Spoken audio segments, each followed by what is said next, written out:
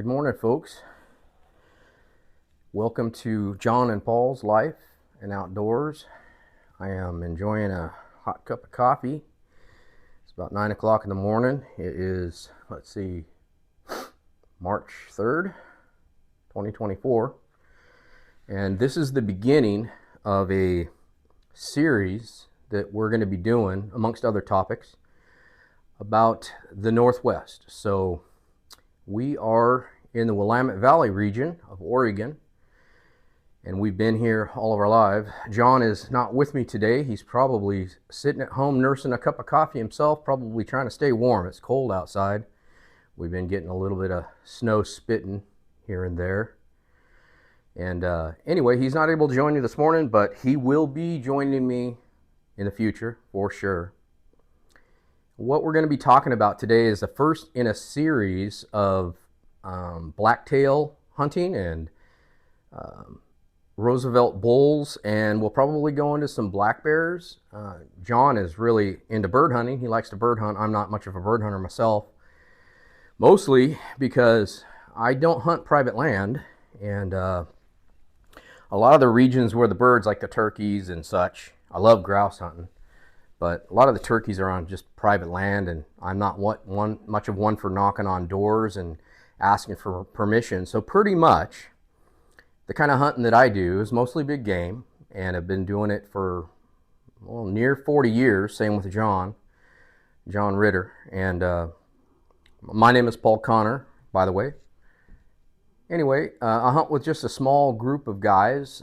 John Grimes, good hunting buddy, good friend, and Mike Ritter. So we all kind of grew up doing this together, and we have a lot of fun with it.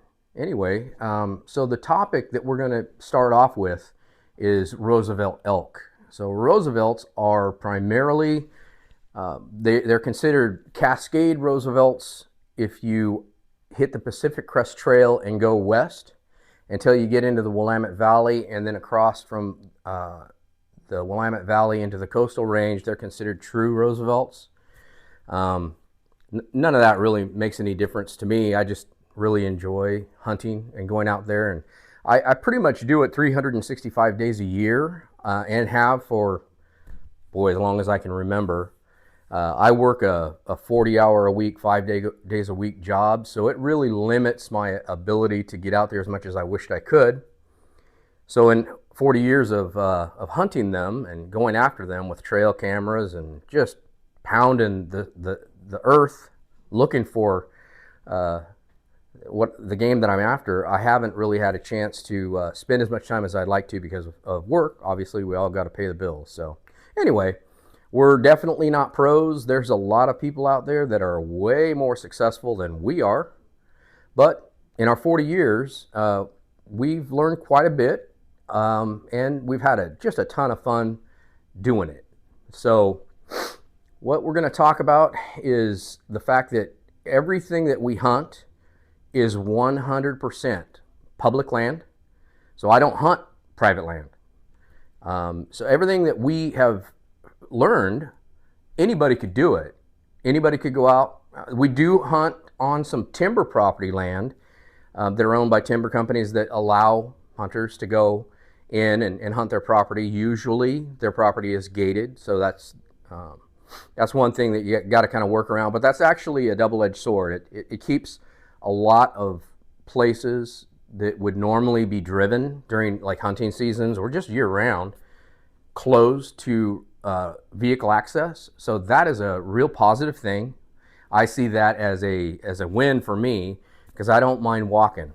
I don't mind walking, some distance to get where I want to go and not be backed up by a bunch of people driving the roads, although that does happen. The timber companies do issue keys to their employees, and there are some timber companies, in our region that have leases that you have to pay for, and that'll give you rights to be able to drive onto their property. That'll give you rights to be able to walk into their property and hunt it, where, I don't hunt private land, so I don't pay for those leases.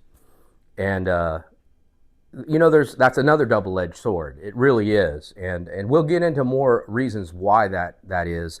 There's some real benefits to some of these companies locking up their land and only allowing a very, very small group of people into it. It makes it difficult for people like me on one respect, but it's a boon in another respect. I'll talk about that more. Anyway, I want to talk about, first off, one of the purposes of this channel is to help newcomers, beginning hunters, learn how to do this and not have to go through the same mistakes and not have to go through the same learning curve that me and my buddies have gone through. I mean, when we started, I was about 14, 15 years old. So we're going back, I'm dating myself, but we're going back to probably 1984, 1985. And that is what I would consider the glory days. I think anybody that was around in this area and hunting blacktails or Roosevelts, they could attest to what I'm saying.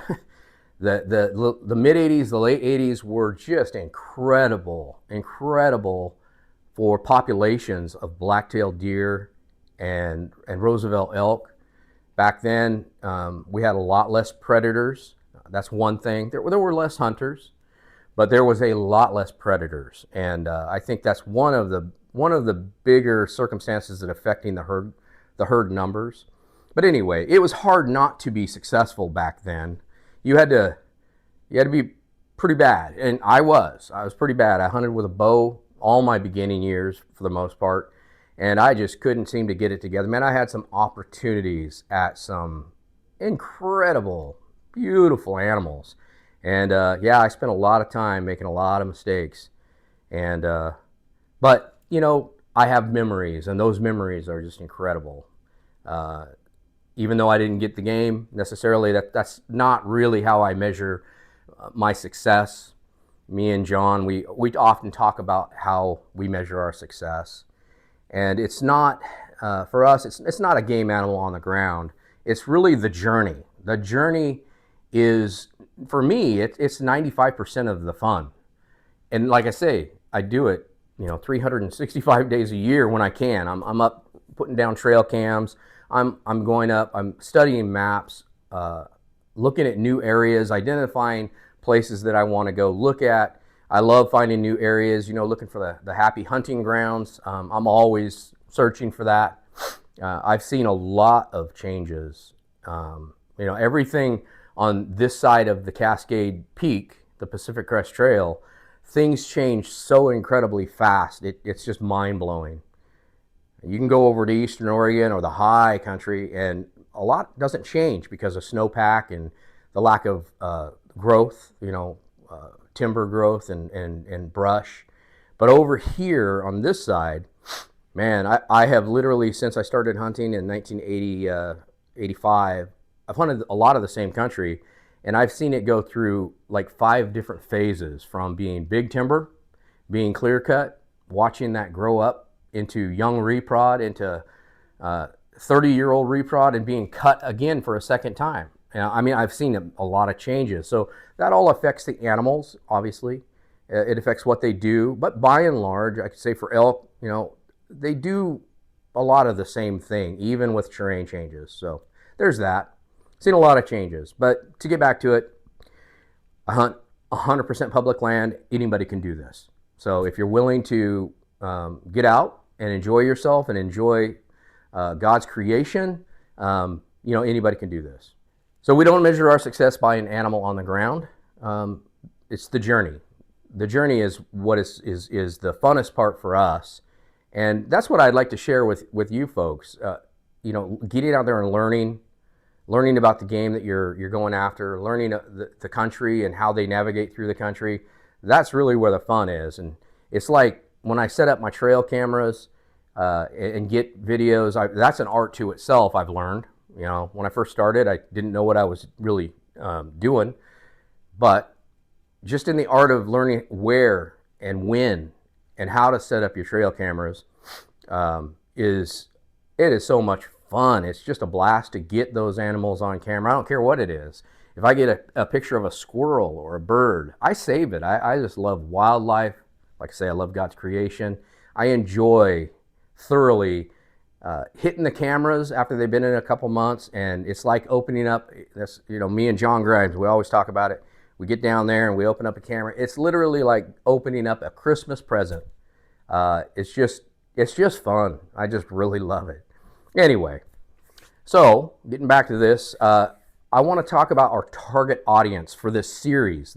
I think the series is going to take quite a while to get through, and the reason being is there is just so much information to pass on. Our target audience is new folks getting into it. Like I say, there's people that are out there that are, much more knowledgeable than us, take a lot more game animals than us. But by and large, we want to be a trusted resource for new folks that are getting into it, that have a high interest in learning and shortening that curve of knowledge. We want to bring real value to people that are watching this show. We want you to take away things that you can immediately go out into the field or with your computer on onX maps or legitimate topographical maps. Man, I've got a drawer full of topo maps before XMaps ever even came out. XMaps is a wonderful app, by the way. I use it daily, every day. When I'm out in the woods, I'm constantly on XMaps. I absolutely love their app. It's great. Use it for so many things. But we want to bring real value to folks that are watching our channel, and we want to bring you real results. And what I mean by results, again, measure of success is the journey. It's not necessarily a animal on the ground, although that is the final hope. Fill your freezer full of delicious meat. But we want to help you bring real results. So, me and John, we've been watching YouTube videos and podcasts, different podcasts, and one thing that we notice, and this is going back to our target audience, one thing that we notice is a lot of the channels, which I'm not berating them for this in any way, a lot of the channels, they bring basically entertainment. So they'll take you on a hunt with them. They're real careful not to tell you where they're hunting, and they're real careful not to show you too much of the backdrop so you can put it together and figure out where they're hunting. But a lot of what it is just purely entertainment. And I like watching them. I enjoy watching a good hunt. It's fun. But usually at the end of the video, I kind of take a step back and I say, it was entertaining, but I didn't learn anything, or maybe I just picked up on a few things. For newer folks, it might be more beneficial. I understand that. But we end up walking away thinking, wow, at the end of the video, they're doing the grip and grins and, the chest pounding kind of a thing. And that is not what this channel is going to be about, period. What this channel is going to be about is bringing real knowledge, real experience, and we'll sprinkle in stories, especially those kind of stories that will help you learn by our mistakes, because we made plenty. So there's that. That's our target audience. That's the people we want to direct this video to, is those that are wanting to get into it but don't have a mentor.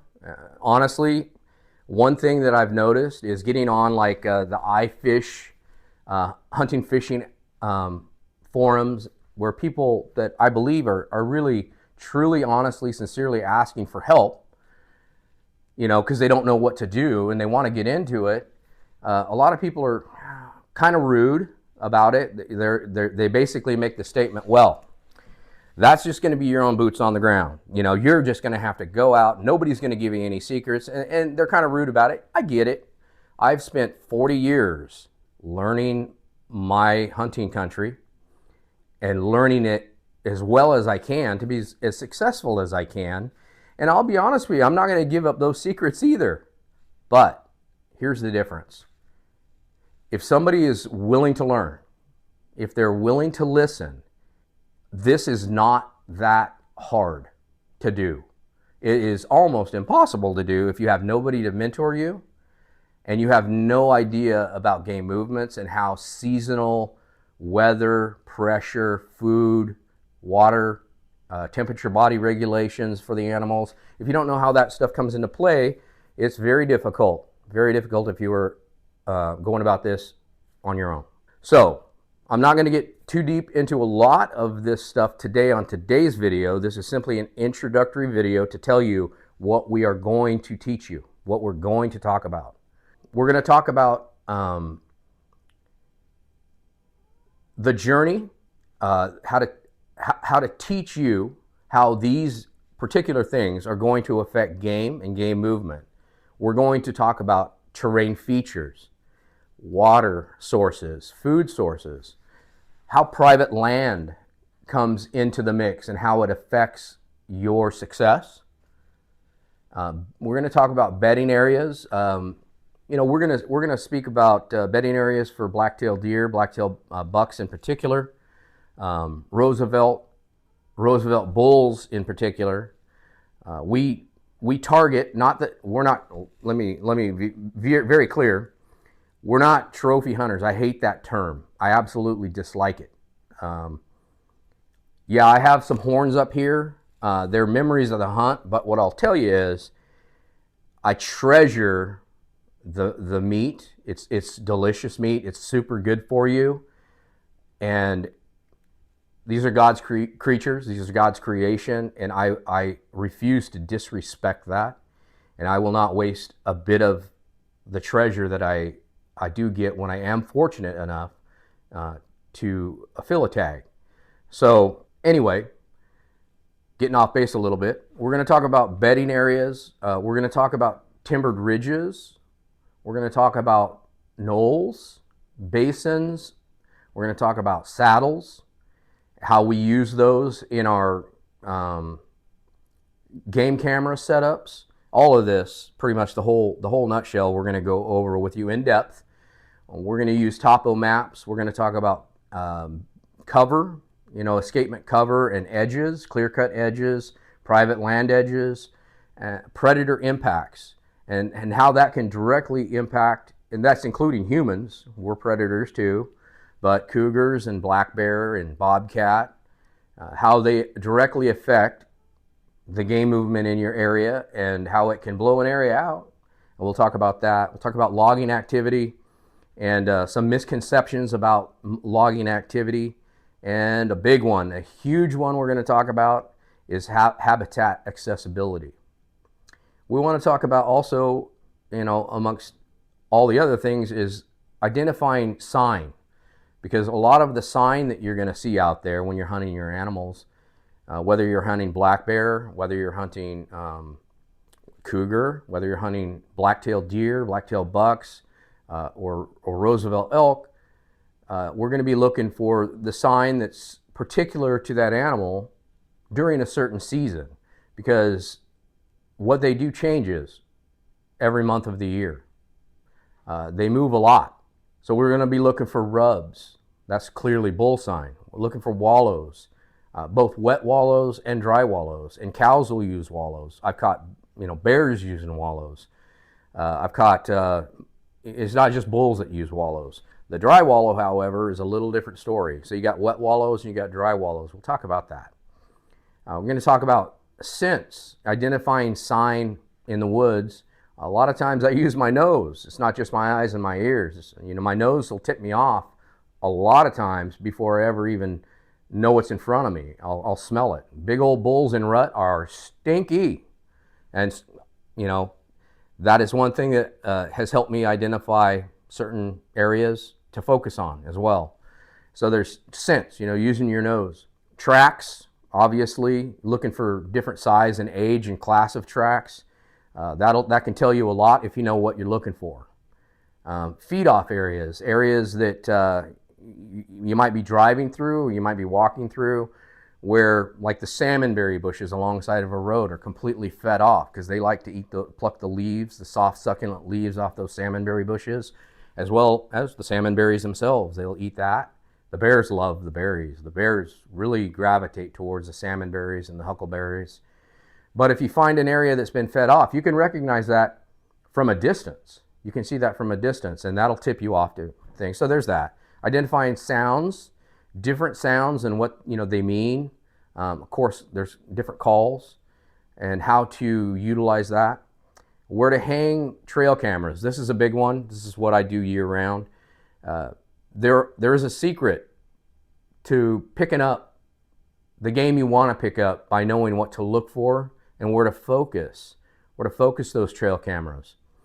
So we're going to talk about that. There's what I call trail hubs, and choke points and travel corridors. There's all these things that we can go. Each one of these line item corridors or line item topics that I'm going through are going to be segments all to themselves, but we're going to take you with us. So we'll show it to you on maps. We'll show it to you what we look for on paper and describe it. But what my ultimate goal is, and for myself, this is true of myself for years, I've thought, you know what? I know my area that I hunt pretty well because I've been hunting it for a long time. But I love hunting new areas. And one of my goals is I want to get good enough at being able to understand the terrain features that are there on the map that I can identify, even though I've never set foot in a particular area.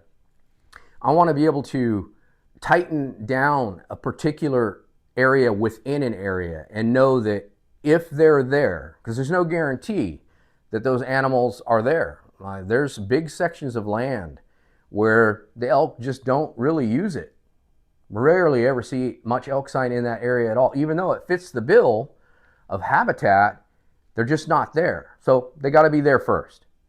But my goal is I want to be able to look at an area that I've never been before, identify potentially 15, 20 different specific key areas based on certain elements that we're going to teach you, and then be able to go there and have it pay off. And that's really my goal, and that's the goal that I want to drive towards helping the new folks. Is, like I say, I'm not going to just go out there and show you where I hunt. We are going to take you with us to these new places, and we're going to show you what we're looking for, and then go prove it out. That way you guys know, hey, we're not full of it.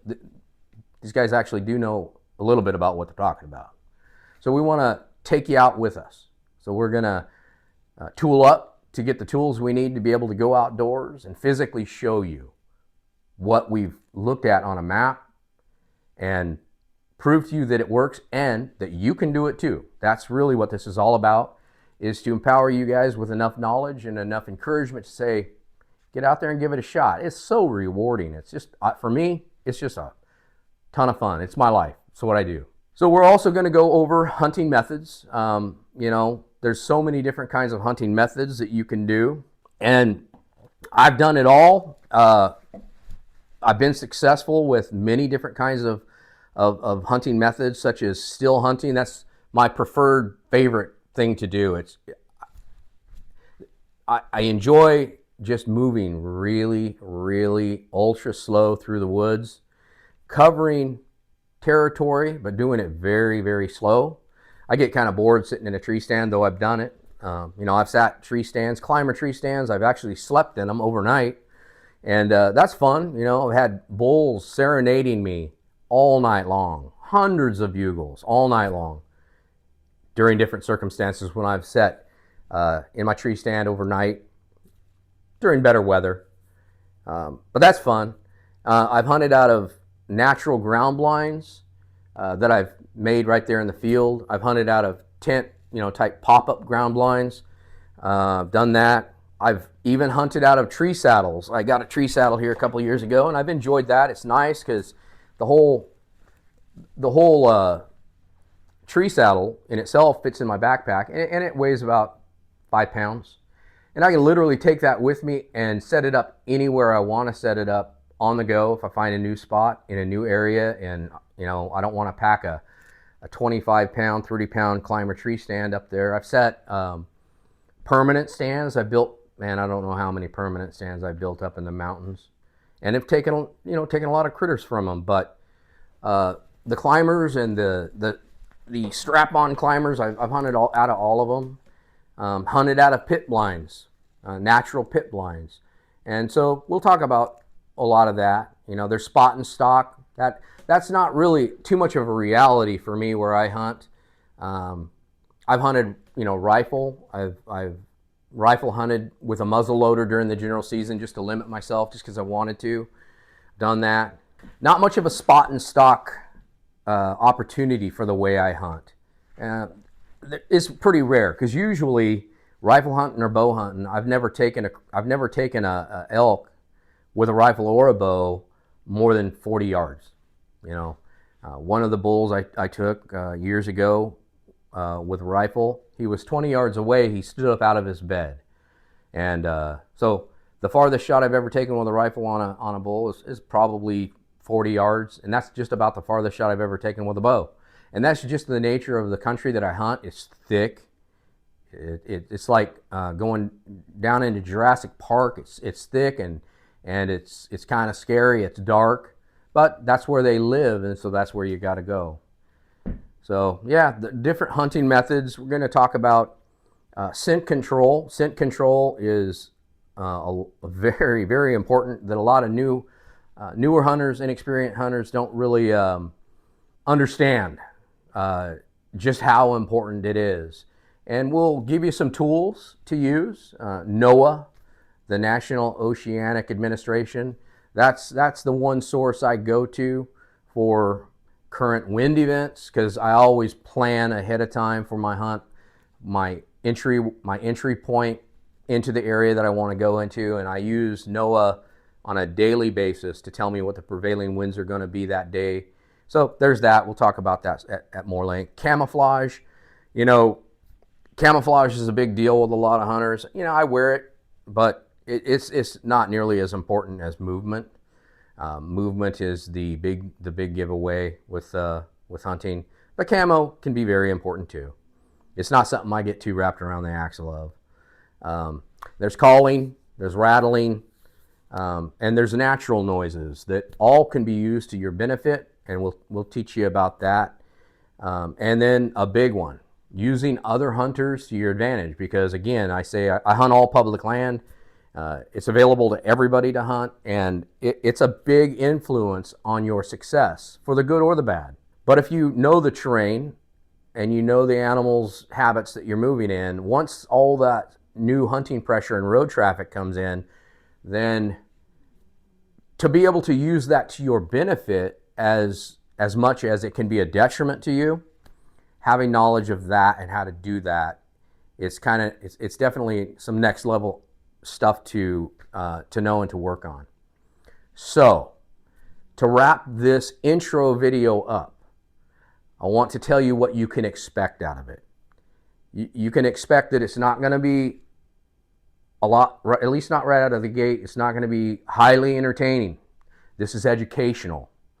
This is going to be something for new hunters. So dyed-in-the-wool hunters that have been around forever, probably not going to get a lot out of this. It probably won't be of a lot of interest to you unless you're struggling. Maybe you've been at it for years and years and years. And there's that too. And if you're struggling, having a hard time trying to figure this out, well, maybe you'll find something here. But in a nutshell, we're going to go over a lot of information, and we're going to go through it slow. And we're going to give you examples, and we're going to give you experiences and some stories along the journey, because the journey is the fun part. It really is.